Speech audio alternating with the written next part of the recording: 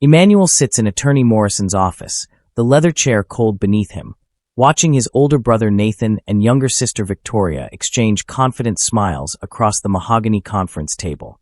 They're dressed expensively, Nathan in a tailored Armani suit, Victoria in designer everything, while Emmanuel wears the same black suit he wore to both funerals 6 weeks ago. His parents died within days of each other, his father's heart giving out just 72 hours after his mother's stroke. The grief is still raw, sitting like a stone in Emmanuel's chest. Attorney Morrison clears his throat and begins reading the will. Nathan's portion, $15.5 million, including the vacation properties in Aspen and Miami, the investment portfolio, and the luxury car collection. Victoria's portion, $15.5 million, including the main family estate, the art collection, and controlling shares in their father's company. Emmanuel waits, his heart pounding, certain there's been some mistake in the math because surely his parents wouldn't. And to Emmanuel David Morrison, the attorney reads, his voice carefully neutral, the sum of $50,000 and the contents of safety deposit box 447 at First National Bank. Silence crashes through the room like a physical thing. Emmanuel feels his face go numb, his hands gripping the armrest so tightly his knuckles go white. 50,000. His siblings got $31 million, and he got 50,000. Nathan and Victoria exchange a glance. Not shock, Emmanuel realizes with dawning horror, but satisfaction. They knew. They expected this. His mother's best friend Diane, sitting near the back of the room, actually mutters loud enough for everyone to hear. Well, that's all he deserved after abandoning the family business. The words are a slap. Emmanuel had left the family real estate business 8 years ago to become a social worker, choosing a career helping foster kids over making millions flipping properties. His father had called it throwing away your potential. Apparently, this was his punishment. Emmanuel stands on shaking legs, the room spinning slightly, and walks toward the door. Behind him, he hears Victoria's laugh, barely suppressed, cruel. He's almost in the hallway when he catches Attorney Morrison whispering to his assistant. He wasn't supposed to be here for this. Emmanuel freezes. What does that mean? But Nathan is suddenly there, gripping his shoulder hard enough to bruise, steering him toward the exit. Let's not make a scene, little brother. Mom and Dad made their choice. Accept it with dignity.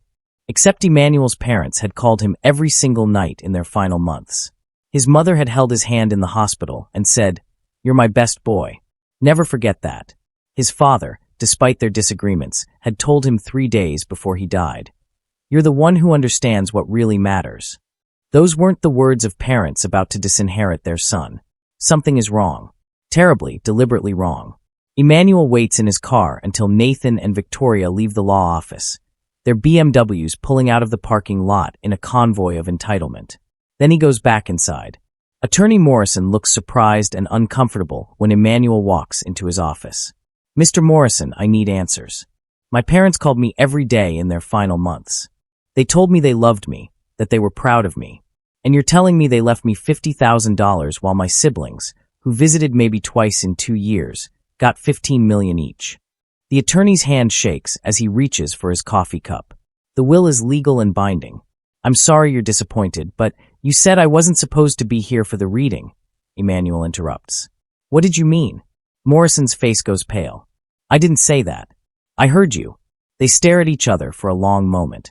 Finally, Morrison's professional facade cracks. "Your parents left instructions. Private instructions for you. But your siblings," they intervened. "They said certain documents were outdated, that your parents changed their minds in the final weeks." The door slams open. Nathan storms in, his face flushed with anger. "What the hell are you doing back here?" He glares at Morrison. "I thought we agreed." "We agreed to nothing," Morrison says, his voice suddenly firm.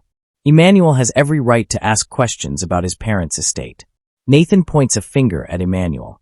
"Stop bothering the attorney. You got what you got. Be grateful and move on." But Emmanuel sees something in Nathan's eyes, fear. His brother is scared Emmanuel will discover something. As Nathan tries to physically push him toward the door, Morrison slips something into Emmanuel's jacket pocket, a subtle movement Emmanuel barely catches. Outside, in his car, Emmanuel pulls out a folded sticky note with Morrison's handwriting. "Your parents set up something only you were meant to access. Check safety deposit box 447. Be careful. Emmanuel's phone starts ringing immediately. Nathan, then Victoria, then Nathan again. He ignores them all and drives straight to First National Bank. The banker, an older woman named Mrs. Chun who'd known his parents for decades, looks at Emmanuel with something like sympathy when he requests access to box 447. Your mother came in 2 days before she passed, Mrs. Chun says quietly. She seemed agitated, worried. She asked me to make sure this box could only be opened by you specifically. She pauses. Mr. Emmanuel, this box requires 2 keys. Your parents' key and your personal key. Your mother used hers 2 days before her death. Whatever she left, she wanted to make absolutely sure you'd find it. They go into the private viewing room. Emmanuel's hands shake as he inserts both keys and opens the box. It's empty except for a single envelope. His heart sinks. Was this just a cruel joke? But then he sees his mother's handwriting on the envelope. For Emmanuel, my true son. Inside the envelope is a letter, and clipped to it, a USB drive labeled in his father's blocky handwriting. Fight back. The letter is dated 3 days before his mother's stroke. Emmanuel, my beautiful boy, if you're reading this, something has gone terribly wrong. Your father and I created a new will 3 months ago, leaving everything equally to you 3 children. But Nathan and Victoria have been pressuring us constantly to write you out entirely. They say terrible things about you, that you're ungrateful, that you abandoned us, that you only want money. None of it is true. We know your heart. We've always known. If our estate has been divided unfairly, it means they got to the will somehow. They've tried before, forging signatures, pressuring your father when his medication made him confused. Son, don't trust anyone. Fight for what's yours. Not because of money, but because your father and I wanted you taken care of. We built our fortune together as a family. The others only showed up at the end. You stayed. You cared. You deserve everything we have to give. Love always, Mom. Emmanuel is reading through tears when a hand taps his shoulder. He nearly jumps out of his skin. It's Victoria, somehow having followed him to the bank. What are you doing here? Her voice is sharp. You can't. She lunges for the USB drive, but Emmanuel pulls it back. You weren't supposed to go digging, Victoria hisses. We handled everything properly. Don't ruin this for everyone. Handled what? Emmanuel demands. What did you do? Victoria's face is twisted with something ugly. We did what we had to do. Dad was confused at the end. He was going to give you too much. We corrected his mistake. You forged the will. It's not a question. Victoria's silence confirms it. A security guard appears in the doorway, attracted by raised voices, and Victoria retreats with a final venomous look. You're going to regret this, she throws back before disappearing. Emmanuel drives home on autopilot, checking his rearview mirror every 30 seconds, paranoid that Victoria or Nathan are following. At his small apartment, the one his siblings mock as the social worker's hovel, he locks every door and window before opening his laptop and inserting the USB drive. The first file is a video, dated 4 days before his father's death. Emmanuel's breath catches when his father's face fills the screen. His father looks frail, his voice weak but determined. Emmanuel, son, if you're watching this, then something went wrong. Your mother and I have been fighting with Nathan and Victoria for months. They want to cut you out of the will entirely because you disappointed us by becoming a social worker instead of joining the business. But son, you didn't disappoint us. You showed us what real success looks like, helping kids nobody else wants, fighting for people who can't fight for themselves. That's the legacy we're proud of. We built our fortune together as a family, but Nathan and Victoria have become greedy and cruel. If our estate has been divided unfairly, it's because they manipulated or forged documents. The proof is in the folder labeled Assets on this drive. Son, you will inherit everything equally. That was our final decision. Don't let them steal what's yours. Fight back. We believe in you. Emmanuel plays the video 3 times, his father's words both devastating and empowering. Then he opens the Assets folder. It's password protected. Emmanuel tries birth dates, anniversaries, every combination he can think of. Nothing works. Frustrated, close to tears, he tries one more thing, his father's old nickname for him since childhood. Captain. The folder opens. Inside are bank statements, documents about shell companies and offshore accounts, investment records, and one document that makes Emmanuel's heart stop. Primary beneficiary amendment, dated 6 weeks before death. All assets to be divided equally among 3 children, Nathan Morrison, Victoria Morrison, and Emmanuel Morrison. Signed by both parents, witnessed by attorney Gerald Pierce. This isn't the will that was read today. This is a completely different document, which means the one Morrison read was fake. Emmanuel is still staring at the screen when someone pounds on his door, so hard the frame shakes. Nathan barges in the moment Emmanuel opens the door, pushing past him without invitation. "We need to talk," Nathan says, his voice falsely sweet. "Victoria told me you went to the bank. You've been asking questions, making trouble. Emmanuel, you need to accept reality. The will is final. You got $50,000. That's more than generous considering you walked away from the family business. You should respect Mom and Dad's final wishes." "Final wishes?" Emmanuel's voice is cold. "You mean the will you forged?" Nathan's mask slips for just a second, pure panic flickering across his face before he recovers. "That's a serious accusation. You have no proof. I have Dad's video. The real will. Everything." Emmanuel shouldn't have said it, realizes too late he's shown his hand. Nathan's eyes go to the laptop on the coffee table, and he lunges for it. They struggle briefly, Emmanuel managing to shove his brother away and slam the laptop closed. "Get out," Emmanuel says, his voice shaking with adrenaline and rage. "Get out of my house before I call the police." Nathan stumbles back, his face red. "You weren't supposed to find the video. You were supposed to take your $50,000 and disappear like the ungrateful." He stops himself, but the damage is done. Emmanuel has confirmation. They knew about the video, which means they went through his parents' possessions looking for evidence against them. "What else did you steal?" Emmanuel demands. "What else did you destroy?" Nathan storms out without answering, but Emmanuel sees the fear behind the bluster. His brother is terrified of what Emmanuel might have found. After Nathan leaves, Emmanuel goes back to the USB drive and discovers a second video file he'd missed initially, labeled, "If They Betray Him." His hands shake as he clicks play. His father appears again, looking even more exhausted. "Son, if you found this second video, it means your siblings have done exactly what we feared. They've tried to change the will, forge documents, steal your inheritance. They already tried once while I was alive. We stopped them and created this backup plan. Emmanuel, you need to find attorney Gerald Pierce. He has the original documents we filed with him separately as insurance. Don't trust Morrison. He's too close to Nathan. Pierce has everything you need to prove the truth." Emmanuel finds Pierce's office number online and calls, but a woman answers, a nurse at Riverside Care Facility. "Mr. Pierce had a stroke 3 weeks ago," she says. "He's recovering, but he's been anxious. Paranoid. He keeps saying someone's after his files." Emmanuel's blood runs cold. "I'm Emmanuel Morrison.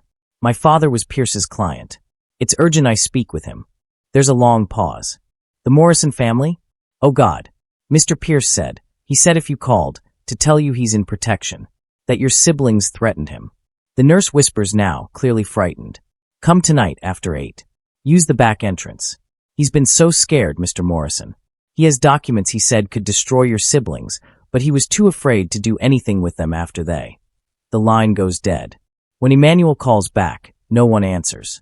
Emmanuel arrives at the care facility at 8:15 p.m., using the back entrance as instructed. The nurse, her name tag says Patricia, meets him in the hallway and quickly leads him to Pierce's room. The attorney is in his 70s, lying in bed with one side of his face drooping slightly from the stroke. But his eyes are sharp, clear, focused. "Emmanuel," Pierce's voice is slurred but understandable.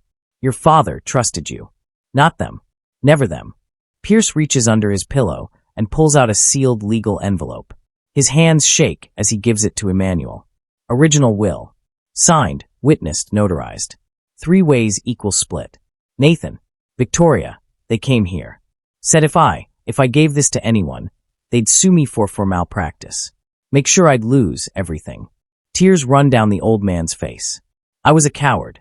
Should have gone to police. But I'm old and scared, Anne." "You're doing the right thing now," Emmanuel says gently, gripping Pierce's hand. "This is enough. This will save everything." He leaves through the back exit Patricia shows him, the envelope clutched against his chest. As he reaches his car, he notices a black SUV parked across the street, 2 men in suits sitting inside, watching. Emmanuel's heart races. He pulls out quickly, and the SUV follows. 20 minutes of evasive driving through residential neighborhoods, and Emmanuel finally loses them, pulling into a 24-hour diner and locking himself in a bathroom stall to open the envelope. Inside is exactly what Pierce promised. The original will, dated 8 weeks before his parents' deaths, dividing everything equally among the 3 siblings.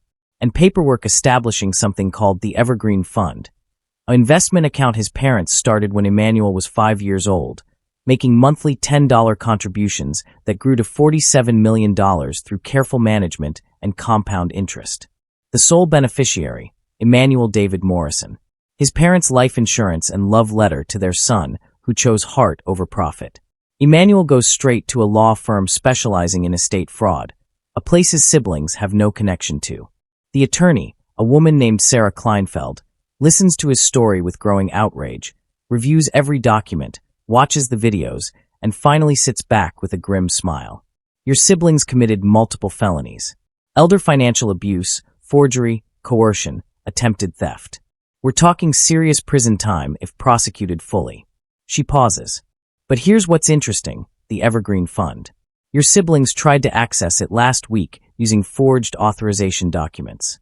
The investment firm flagged it as suspicious and froze the account. They've already contacted the authorities. The next day, Sarah files motions to invalidate the forged will and criminal complaints against Nathan and Victoria. Within 48 hours, detectives are interviewing attorney Morrison about his role. Emmanuel learns that his siblings had pressured Morrison into reading a will they'd created by threatening to sue him for previous mistakes in their father's estate planning. Mistakes Nathan had actually fabricated. Morrison, scared and compromised, had gone along with it. Emmanuel's phone rings constantly, Nathan and Victoria leaving increasingly panicked messages. First they try anger. You're destroying this family. Then fake tears. Mom and Dad would be so disappointed in you. Finally, desperation. Let's talk. Please. We can work this out. Emmanuel ignores them all until Sarah advises him to meet with their attorney for what she predicts will be a very satisfying settlement discussion. The meeting happens in a neutral law office. Nathan and Victoria sit on one side of the table, their attorney looking distinctly uncomfortable. Emmanuel sits across from them, Sarah beside him radiating confidence. Their attorney opens with an offer. Your clients will provide Mr. Emmanuel Morrison with $2 million in exchange for withdrawing all legal claims and criminal complaints. We believe this is more than fair given. Emmanuel slides a USB drive across the table. This is my counteroffer. It contains copies of our parents' videos, the real will, documentation of your forgery, evidence of your attempted theft from the Evergreen Fund, and sworn statements from attorney Pierce and multiple witnesses. Take this to trial, and you won't just lose the inheritance, you'll lose your freedom. The attorney opens his laptop and watches 30 seconds of the first video before his face goes gray. He leans over to whisper urgently to Nathan and Victoria. Victoria actually starts crying. Real tears this time, not performative ones. Nathan sinks into his chair like a deflated balloon, all his bluster gone. We can't win this, their attorney finally says. Victoria storms out, unable to face the ruin of her schemes. Nathan just sits there, staring at the table, all the fight drained out of him. The probate judge reopens the estate case, and within 2 weeks, the truth is laid bare. Nathan and Victoria's forged will is invalidated. The real will, the one attorney Pierce preserved, is authenticated and enforced. The Evergreen Fund is unfrozen, its $47.9 million released to Emmanuel as his parents intended. Combined with his equal share of the estate, Emmanuel inherits approximately $58 million, while Nathan and Victoria's portions are reduced to their equal shares minus legal penalties for their fraud. Emmanuel sits in his apartment staring at the bank statement, the number so large it doesn't feel real. $47,893,202 in the Evergreen Fund alone. He breaks down crying, not from greed but from vindication, from the crushing weight of his parents' love finally understood. They'd been investing for him since he was 5 years old. Every month, faithfully, building a future for the son who valued people over profit. The son they knew would use money for good. His phone buzzes with a voicemail from Victoria. Emmanuel, please. We need help. The legal fees destroyed us. Nathan's business is bankrupt. We have nothing. I'm begging you. We're family. Emmanuel listens to it 3 times, feeling the complicated mix of anger and pity that comes from watching people destroy themselves through their own greed. He's spent his entire life helping people in crisis. Can he refuse to help his own siblings? The next day, Nathan appears at Emmanuel's door, not barging in this time, but standing quietly on the porch, holding something. It's their parents' old photo album, the one from the house. "I thought you might want this," Nathan says, his voice cracking. "It has pictures of all of us, when we were still a family.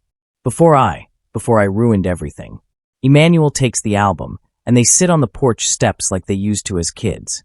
Nathan finally breaks, sobbing into his hands. "I was so jealous of you.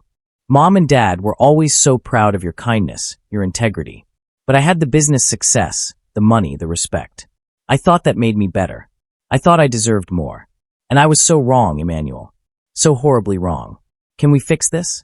Is there any way to fix us?"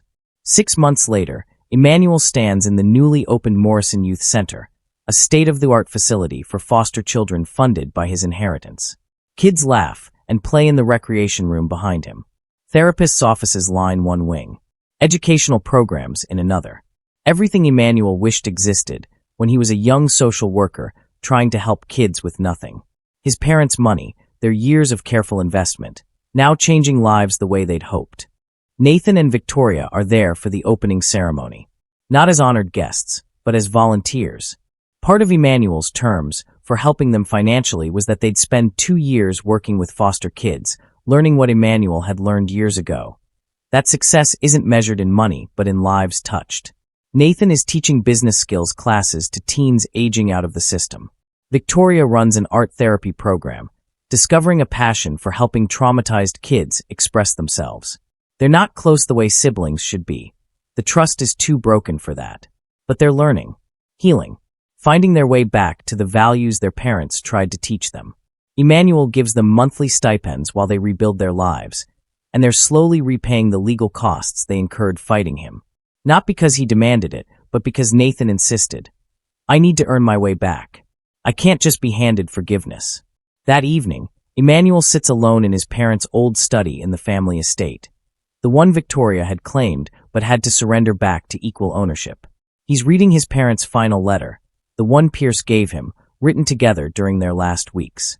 "Emmanuel, our beautiful boy, you were always our compass. When Nathan chose profit over people, when Victoria chose status over substance, you chose to live with integrity even when it cost you everything. This money was never about wealth. It was about freedom. Freedom to keep doing the work that matters. Freedom to help others the way you helped us in our final months. If your siblings fought you for this inheritance, we're so sorry. We tried to protect you, tried to make things clear. But we also know this.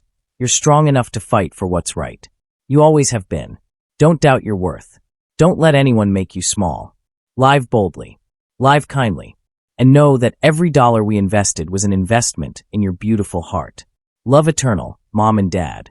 Emmanuel closes the letter with tears streaming down his face, but they're not sad tears. They're grateful ones. His parents saw him, really saw him, when his siblings only saw a disappointment. They valued his character over his bank account. They built him a foundation of love disguised as investment returns. The $50,000 in the forged will was an insult designed to humiliate him. The $47 million in the Evergreen Fund was a love letter that took 40 years to write. Emmanuel frames the letter and hangs it in the Morrison Youth Center entrance, along with photos of his parents. Beside it, he places a plaque. Mary and Richard Morrison believed that true wealth is measured by lives touched, not dollars accumulated. This center honors their legacy and their belief that every child deserves someone who sees their worth. On the center's first anniversary, one of the teenage residents, a 17-year-old named Marcus who arrived angry and broken, approaches Emmanuel after group therapy. "Mr. Morrison, can I ask you something?" Emmanuel nods. Marcus hesitates then. "Why do you do this? You're rich. You could be anywhere. Why spend time with kids like us?" Emmanuel thinks about his parents, about the inheritance fight, about his siblings' greed and eventual redemption, about every choice that led him to this moment. "Because a long time ago, my parents taught me that the only wealth that matters is the kind you can give away. And the only success that matters is the kind that helps others succeed. You know what they left me, Marcus? Money." Marcus guesses. Emmanuel shakes his head. "They left me a reminder that I was always enough. That choosing to help people wasn't a failure. It was the whole point. And now I get to remind kids like you of the same thing. You're enough. You matter. Your worth isn't determined by where you came from or what you've been through. It's determined by who you choose to become.